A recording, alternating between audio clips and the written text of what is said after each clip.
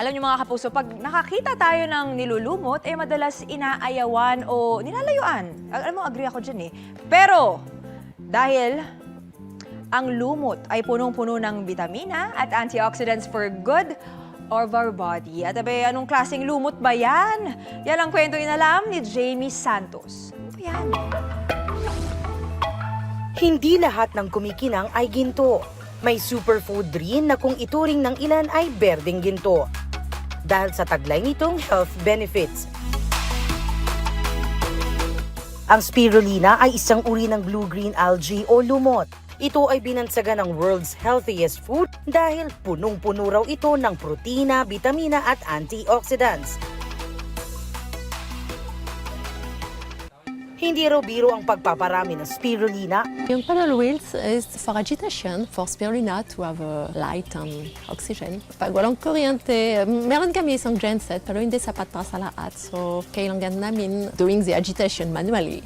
When we harvest, we just have a very thin cloth to filter the spirulina. Then we dry it to low temperature, slowly to preserve all its nutritional qualities. Spirulina lives in brackish water and pH around pH 10, so it's really alkaline waters.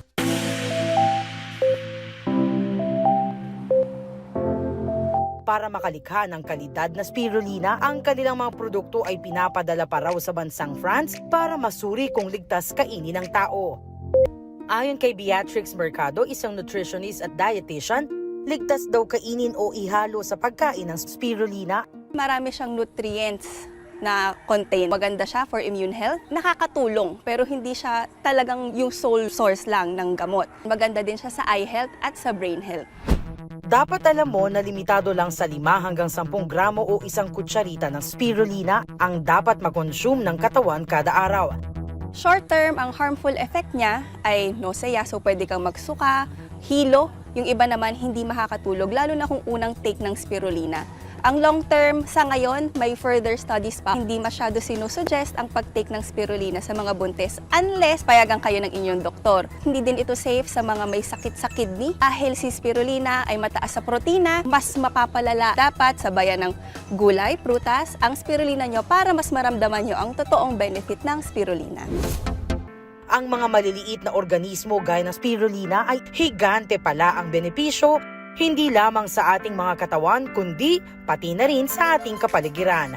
Ako si Jamie Santos at yan ang kwentong dapat alam mo.